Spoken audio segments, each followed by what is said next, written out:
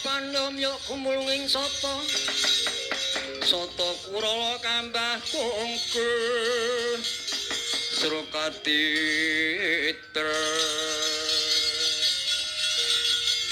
Lerakatut kanggani Mrakipati Pelatalan anakku ngger Wisnu Bromolan Bayu dene kita padha ndak timbali ngadep nang ngersane Kang Ngaya nggih. Waduh. Wonten menapa Siwa Narada miyos wonten ing merpat kepanasan. Keparengan Kang putra kula pun Bathara Brama nyadong dawuh.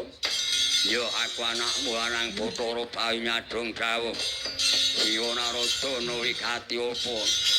Nulinggih ya keparengan Kang putra pun Bathara Wisnu iki badhe nyuwun. Dalem napa menggawe katos sing wonten ing pasewakan kepanukula timbabaripun Kang putra pun Bathara Wisnu. Oh iya ngger. Brama Bayu lan Wisnu padha ndak timbali ngadep ning ngarep. Ngerti ya? Dina iki kadangmu si Bathara Kala munggah mring Kayangan Suralaya. Lho. Wonten kados menapa kadang kula Bathara Kala minggah dhateng Kayangan. Inggih wonten menapa wae. Ya ngerti ya, siji Bathara Kala loro Bathari Durga kuwi jer munggah nyang Kayangan. Wis mesti bakal rusak tatanan Kayangan Suralaya. Lho, kados pundi ya? Ngerti apa Bathara Kala dina iki nuwun pangan daginge manungsa. Ning kok Adi Guru nglilani.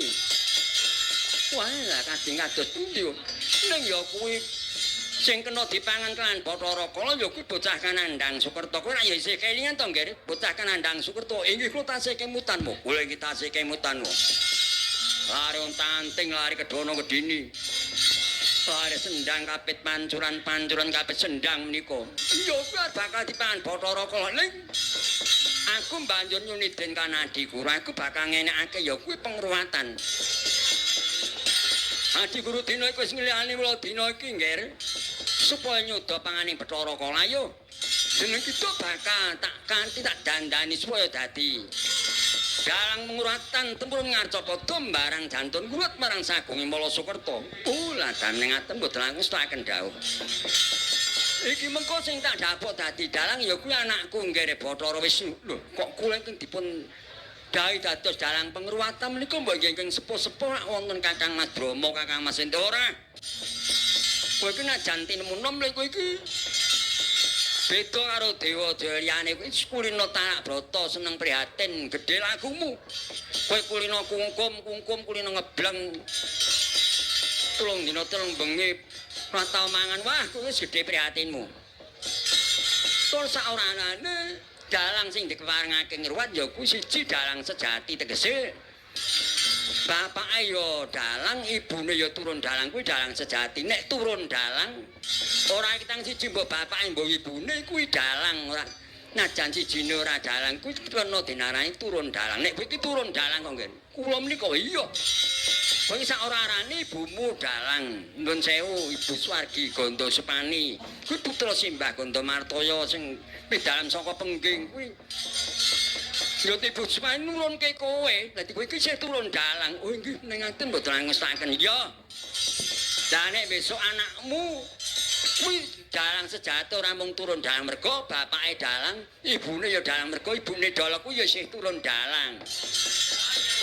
Ya bapake ya dalang kuwi besok anakmu kudu dalang sejati. Kuwi ya diparangake ngruwat ning nek ngruwat kudu sing wis mantu tegese mantu kuwi ora sak ora-orane wis akeh pengalamane. Oh iki tur tumindak jujur lan sing baku dadi dalang pengruwatanku ora kena ndi bojo loro, ora kena mayuh, kudu mung siji. Ngaten iya. Nyatane bojomu ya mung siji nyang ndi ya mung karo mbok idolok kuwi.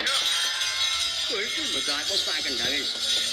Wis dina iki mengkono nggih saiki Bathara Brama kowe dandana cara wanita kowe mengko dadi pengender nggih mboten ngestaken dawuh. Kula mboten beto gelungan niku wis.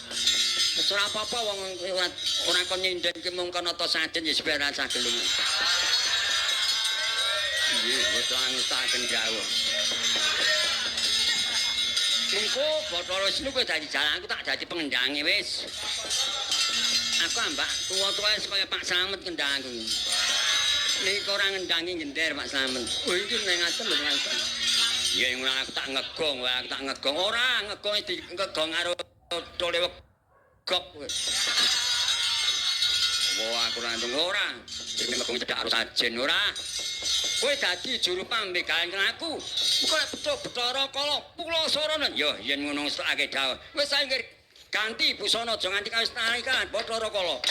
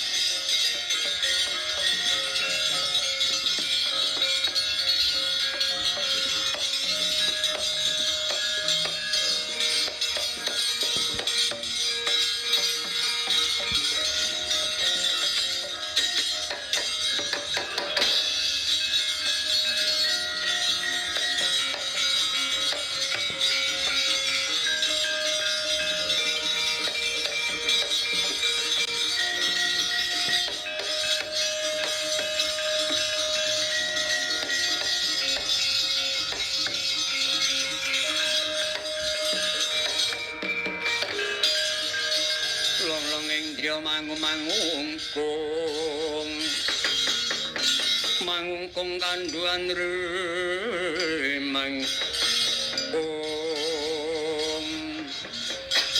saiki mengkene ya Nger Bathara Wisnu kula nentimbang ngadhawuh Siwa Narada saiki jeneng sira ganti jeneng aja Wisnu ning ganti jeneng ya kuwi Ki Dalang Kandha Buwana inggih mboten langkung stakaken dawuh lajeng kula kaparingan nami sinten Siwa Pukulun ya Bathara Brahma kuwi nganggo jeneng ya kuwi Nyi Saruni. To Nyi Saruni kuwi pengendar iki kudu seru tur muni dadi gen kepireng karo Kyai Dalang yen nuju njantur. Inggih mboten langkung stokaken dawuh. Aku tak dadi ya kuwi panjak tapa wangkeng utawa encek enggel utawa panjak telek. Se panjak telek ini nek buntelan melek. Encek enggel ngerti encek jenggelek. Inggih mboten langkung stokaken. Wis saiki tumurun nyangar Capada. Ya kuwi golek manungsa kang nandhang seperti monggo suwawi kula dherekaken Siwa Narada.